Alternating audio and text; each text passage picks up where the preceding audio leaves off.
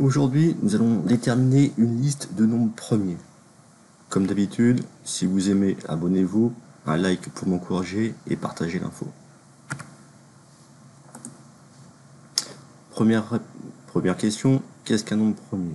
Un nombre premier, c'est un entier naturel qui admet exactement deux diviseurs distincts, entiers et positifs. Ces deux diviseurs sont 1 et le nombre considéré, puisque tout nombre a pour diviseur 1 et lui-même. Donc le nombre premier étant ce qui ne possède aucun autre diviseur. L'idée du programme est de calculer parmi les nombres de 1 à 10 000, par exemple, les chiffres premiers qui s'y cachent. Allez, c'est parti. On va utiliser bien sûr Scratch, et le minimum à connaître, c'est la création des variantes, des listes, les conditions, le si, sinon, les boucles et l'instruction modulo. D'abord, on va déterminer les diviseurs d'un nombre. Pour cela, nous allons utiliser la fonction modulo. Cette fonction permet de connaître le reste d'une division.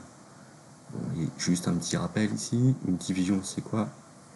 C'est je divise un dividende par un diviseur qui va me donner un quotient et il va me rester ce qu'on appelle le reste. Donc, si le reste de ma division est 0, alors j'ai trouvé un diviseur. Si je ne compte pas la division par 1 et par lui-même, alors dès que je trouve un diviseur, mon nombre n'est pas premier. Je fais l'inverse de la vraie règle que nous venons de voir juste avant. On va juste une petite présentation de l'algorithme, comment nous allons faire. C'est simple, on va faire une première boucle qui va lire les 10 000 premiers nombres, de 1 à 10 000. Puis, pour chaque nombre de cette boucle, nous allons boucler pour tester tous les diviseurs possibles. Si mon reste est égal à 0, et le diviseur autre que le quotient, alors je ne suis pas premier. C'est la règle que je viens d'expliquer juste avant. Si mon diviseur est supérieur à mon dividende, alors je quitte la boucle pour aller plus vite, car le résultat sera 0, quelque chose. C'est-à-dire que si je divise 50 par 51, mon résultat sera 0 quelque chose. Si je veux diviser 50 par 52, mon résultat sera toujours 0, quelque chose. Et une petite spécificité par rapport à Scratch, pour stocker et afficher le résultat, nous allons utiliser les listes. Donc, création d'une liste, nombre premier par exemple. Bon, allez go, on passe au codage. Alors, on va commencer par créer ma liste. Pour créer la liste, je fais créer liste. On va l'appeler nombre premier.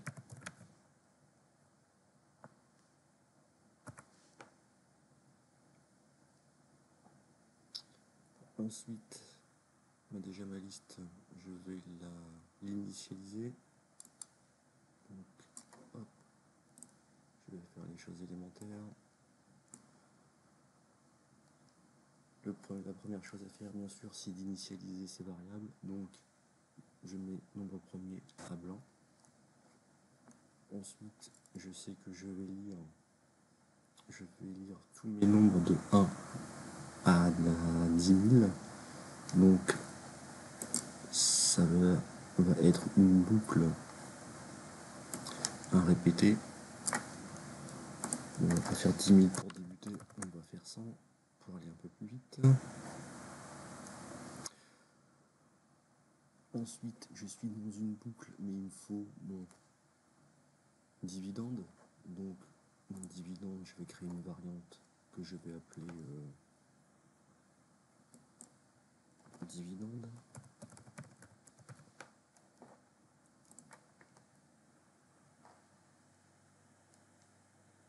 Mon dividende, je vais bien sûr l'initialiser.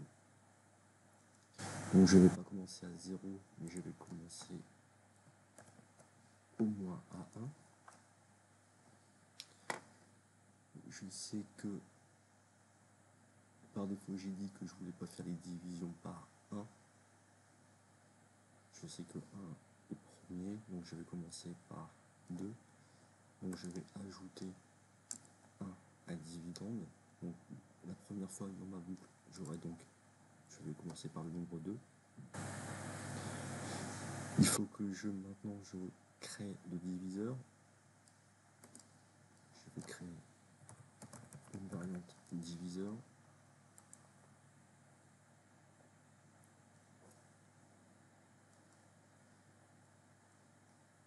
Je vais initialiser mon diviseur.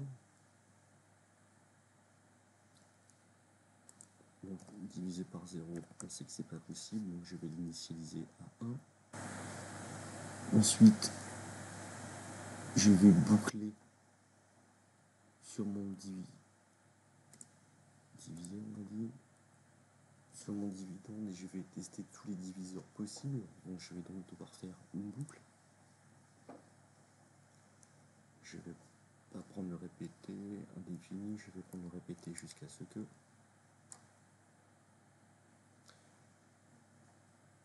je vais prendre l'opérateur, donc je vais boucler jusqu'à ce que mon diviseur est supérieur à mon dividende.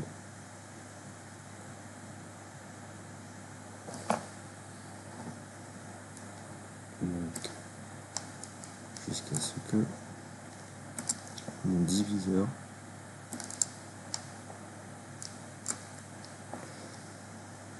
soit supérieur à mon dividende. Sinon mon résultat sera égal à 0, quelque chose. C'est un peu bête de continuer. Donc autant s'arrêter là. Pour passer d'un diviseur à un autre, il faut que je l'incrémente. Donc je vais ajouter 1 dans le diviseur.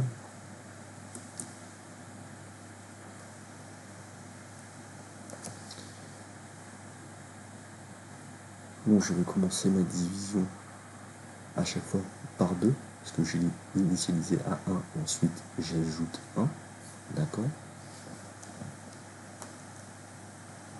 Il faut que je fasse mon test de modulo pour voir si le nombre diviseur est vraiment un vrai diviseur. Donc le modulo il est ici. Donc mon modulo sera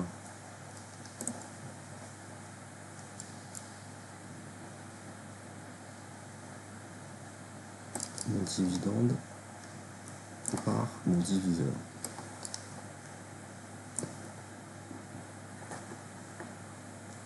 Et ceci va être mon test.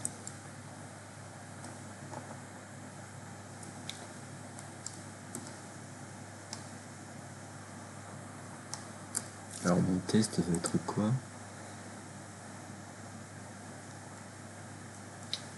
Si mon modulo est égal à 0, je suis un multiple.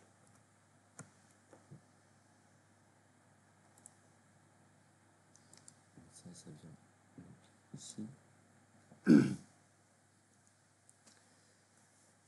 Si je suis un multiple, qu'est-ce qui se passe? Si je suis un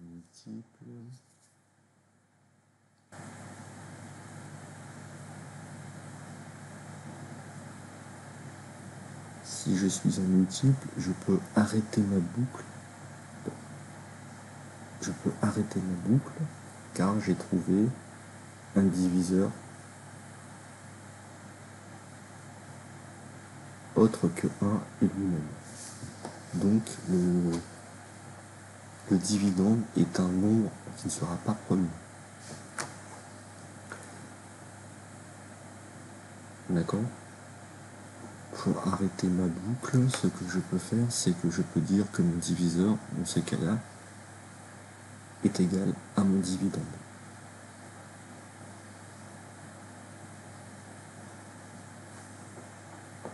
Donc je vais mettre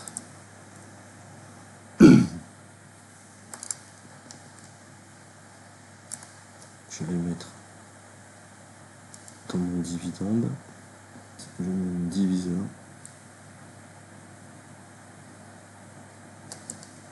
à la hauteur de mon dividende. Comme ça, ici, je vais m'arrêter et je vais pouvoir sortir. Donc dans ce cas, je vais tout simplement sortir. Et quand je sors de ma boucle,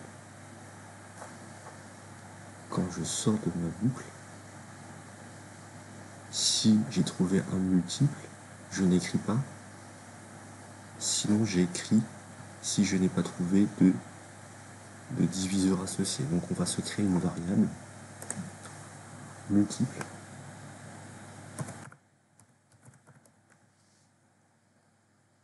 qui nous servira de booléen. Donc je vais toujours initialiser multiple.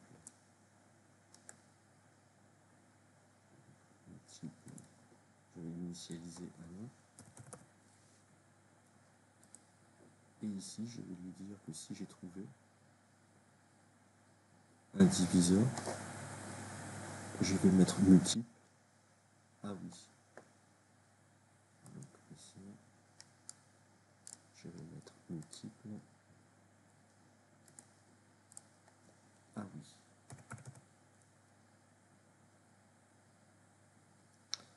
Et en finalité, quand j'aurai sorti de ma boucle, je vais tester ma variable multiple. Et si multiple est égal à oui, je n'écris pas. Si c'est écrit, si c'est toujours un nom, j'écris dans ma liste nombre premier. Donc je vais tester le contrôle juste en sortie de ma boucle. Ici, donc. Ici, je vais tester ma variable. Je vais tester ma variable multiple. Si elle est égale à un nom, j'écris dans je suis un nombre premier. Donc, si je serais un nom écrire, je vais ajouter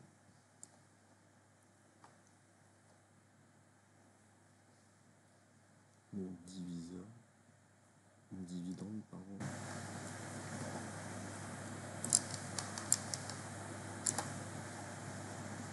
Dans le nombre premier. Il y a juste une chose qui me chagrine, c'est quand je vais lancer 2, la première fois, il va sortir. Quand je vais lancer 3, il sort, il va écrire. Quand je vais lancer 4, il va sortir et il va écrire. Bon, il va rien écrire en fait ici. Ici, il ne va rien écrire. Pourquoi? Parce que en fait, dans ma condition, mon 2 est multiple de lui-même. Il faut juste que je lui précise que si mon diviseur est égal à mon dividende, je ne suis pas multiple. Donc je vais ajouter une condition et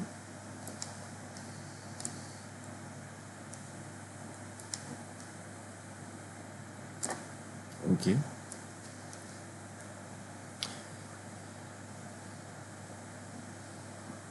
Où je suis multiple si et seulement si mon diviseur n'est pas égal à mon dividende et que mon dividende est modulo 2. Donc, mon diviseur n'est pas égal à mon dividende.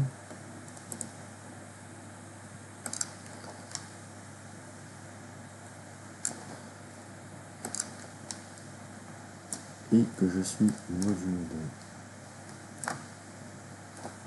Si je lance, il m'a trouvé pas beaucoup, il m'a trouvé 2 et 3. Pourquoi 7, 5, 7 ne fonctionne pas? Alors quand vous êtes bloqué comme ça, ce que vous pouvez faire, dans vos cartes de calcul, vous voyez que le problème s'arrête au bout du deuxième tour.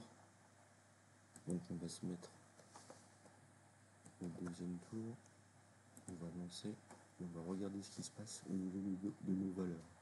Dividende est égal à 3 et diviseur est égal à 4. Je vais rajouter, je vais faire une autre boucle. J'ajoute 1 dans diviseur, c'est égal à 5. Et donc, dans dividende, ok, et dans diviseur, je l'initialise à 1. Et en fait, c'est multiple que je n'initialise pas.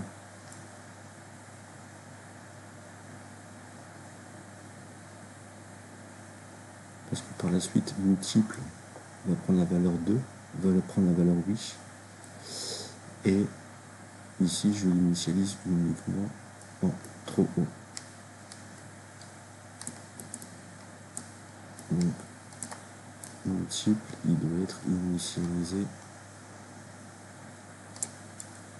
avant cette boucle répétée. Si je relance ça. Voilà. Donc, j'ai bien ma liste de nombres premiers de 1 jusqu'à 100, ici 101. N'oublions pas que je peux importer, exporter. Je vais tester sur 10 000, c'est ce que nous voulions faire. Donc vous voyez, il est en train de calculer. Donc là on voit que c'est comme, on voit tous les dividendes qu'il est en train de calculer. On voit que ça prend quand même un certain temps. Ça prend même beaucoup de temps, environ 45 secondes. C'est beaucoup. Donc on va pouvoir l'améliorer. Pour les nombres de 1 à 10 000, nous avons 1229 nombres premiers. Si vous voulez les récupérer, vous les exportez sur votre C. Avant de partir, avant de finir, je voudrais juste parler de l'optimisation. Comme vous l'avez compris, mon but est de faire un algorithme simple pour faire comprendre facilement le principe. Je vois les critiques arriver, le calcul est trop long, nous pouvons faire plus simple, il y a d'autres algorithmes. Oui, il y a d'autres façons de déterminer un nombre premier, mais ce n'est pas le but de la vidéo. Oui, nous pouvons améliorer l'algorithme. Allez, je vais vous donner quelques pistes d'amélioration. Donc, au lieu de diviser par tous les nombres plus petits que mon dividende, c'est ce que l'on fait déjà, je divise par les nombres premiers que je viens de trouver. Donc, au lieu de diviser par 6, je vais plutôt diviser par... Si c'est divisible par 6, c'est divisible par 2 ou par 3, les nombres premiers qui sont juste avant. Si nous divisons par un nombre supérieur à sa moitié, alors le résultat sera 1 quelque chose, donc nous pouvons nous arrêter là. C'est-à-dire que si je dois diviser 50 pour trouver les diviseurs de 50,